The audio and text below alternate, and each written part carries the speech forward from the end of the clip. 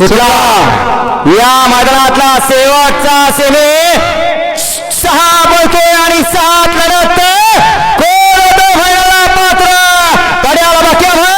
आड्याल राजा इकडे बावऱ्या लढत तिघात चालू सुंदर अशी लढत अतिशय सुंदर बकुडवान